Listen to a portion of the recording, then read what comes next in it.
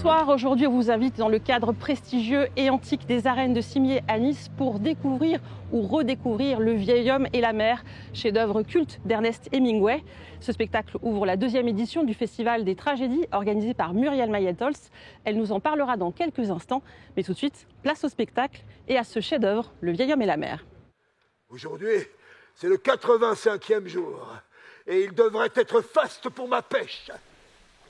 C'est l'histoire d'un vieux pêcheur cubain qui n'a rien pris depuis trop longtemps. Il espère avoir de la chance et trouver enfin un gros poisson. Oui.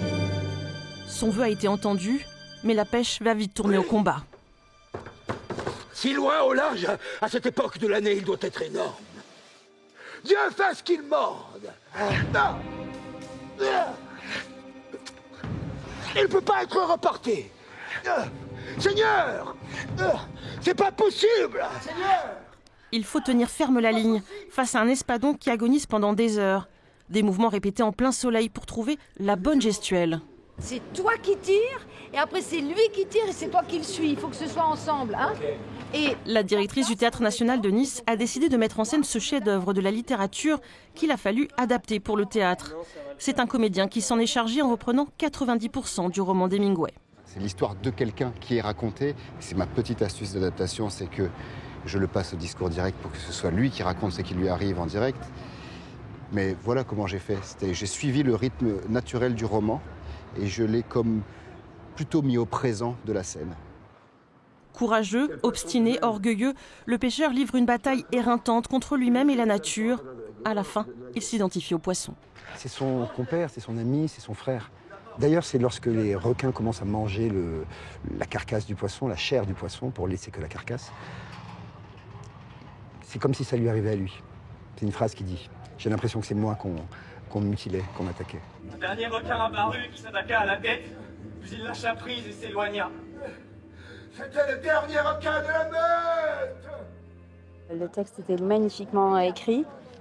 Les acteurs étaient merveilleux aussi, une prestation assez bluffante. Le décor, la lumière et la musique ont ajouté des éléments qui venaient souligner l'adaptation. Je ne lis pas forcément beaucoup de pièces de théâtre, mais là, le fait de l'avoir vu, ça, on accroche quoi, et on a envie de lire, d'en savoir plus. C'est bien agréable d'avoir quelqu'un à qui parler, au lieu de n'avoir que soi-même et la mer.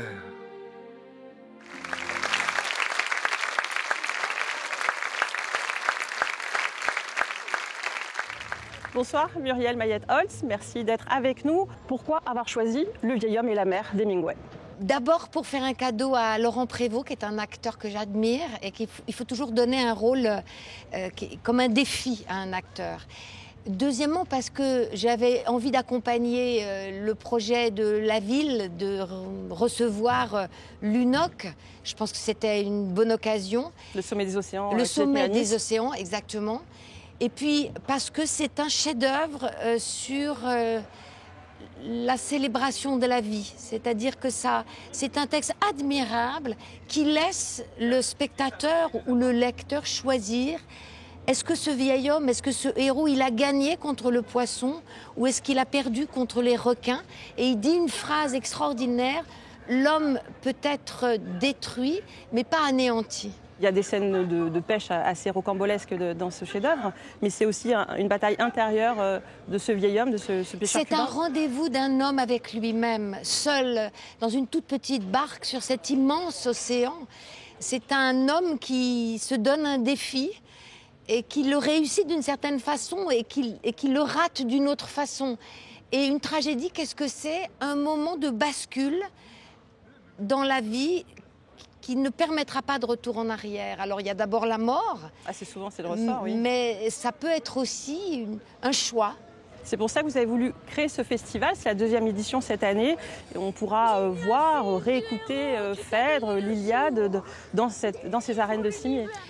Dans mon projet, je veux que le public ait rendez-vous avec les plus grands textes de l'humanité.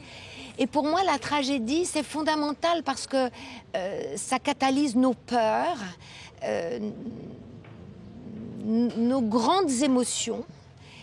Et le fait de les représenter nous permet de les mettre à distance. Et alors, aujourd'hui, plus que jamais, bien sûr, on a besoin de distraction, mais aussi on a besoin d'élever nos âmes. Parce qu'on est inquiet, parce que la société bouge, parce qu'elle se bat dans beaucoup d'endroits du monde. Et que ce tremblement, il faut le représenter, le magnifier pour arriver à l'embrasser. On a besoin, vous savez, l'homme, il est fragile et extraordinairement puissant.